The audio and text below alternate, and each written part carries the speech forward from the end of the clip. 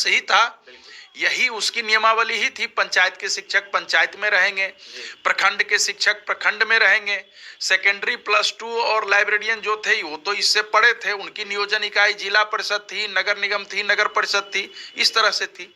तो इसीलिए मैंने सबके लिए ये एक रूपता लाने के लिए, जो कि गृह प्रखंड को छोड़ करके ही कई प्रखंडों का विकल्प लिया जाए, और प्रखंडों की संख्या तो विभाग निर्धारित करेगी, 3 हो, 4 हो, 5 हो, जो भी हो।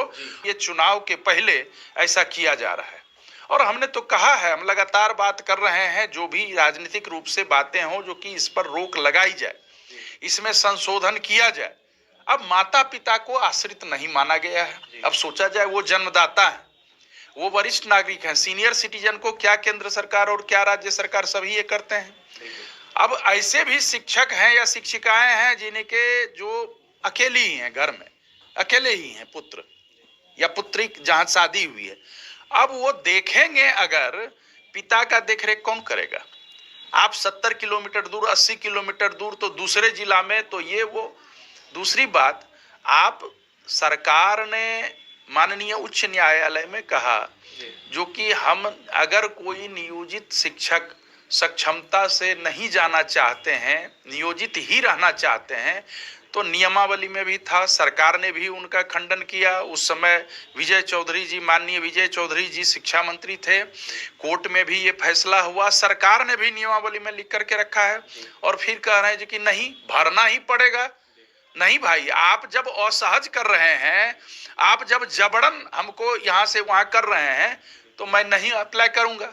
तो ऐसी बातें आएगी, लेकिन ये सीधी सी बात है, विभागीय पदाधिकारी ये देख नहीं रहे हैं, यहाँ बैठे बैठे नियम और कानून बना रहे हैं।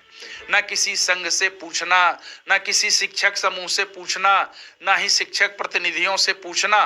भाई, आज तो सभी चीज ऐसे किए जा रहे हैं। बजट का भी प्रावधान होता है, तो पहले व्यवसायियों से या उद्योगपतियों से सलाह लिया जाता है, पोर्टल खोल करके। तो आप क्यों नहीं सलाह ले रहे हैं? अभी भी इसको ड्रॉप कीजिए।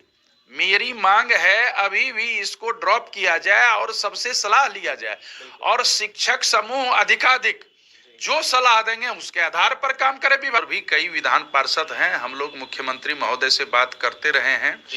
जिस दिन पत्र निकला उसके बाद तुरंत मैंने समय लिया, हमको उप मुख्यमंत्री जी से बात भी हुई, और भी लोगों से हम बात कर रहे हैं। माननीय पूर्व शिक्षा मंत्री विजय चौधरी सर से बात हुई, वर्तमान शिक्षा मंत्री जी से बात नहीं हो पा रही है। बात यह है, क्या हम लोग जब कोई भी धरातल की बात, धरातल की सच्चाई कहते हैं, तो विभागीय पदाधिकारी उसको दूसरे ढंग से ये करते हैं। ये जरूर कमी है, मैं स्वीकार करता हूं, जो कि सरकार को भी चाहिए या शिक्षा मंत्री जी को भी चाहिए, जो कि विभागीय पदाधिकारी और शिक्षक प्रतिनिधि 1 to 1 सामने बैठे, आमने सामने, और वो भी मौजूद हो।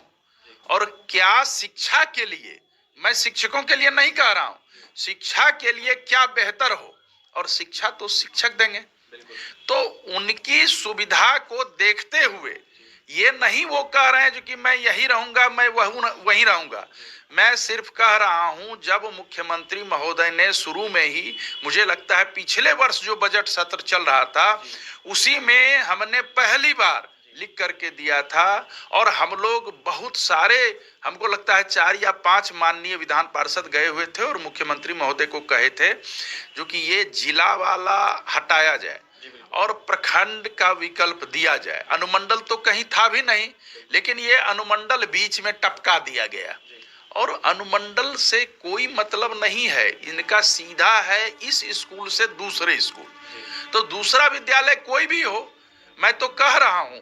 और एक इसलिए गृह प्रखंड की बात कह रहा हूं, जो कि जो प्रखंड शिक्षक हैं, जो पंचायत शिक्षक हैं, वो अपने गृह पंचायत में हैं, चूंकि नियोजन इकाई का तो यही दंड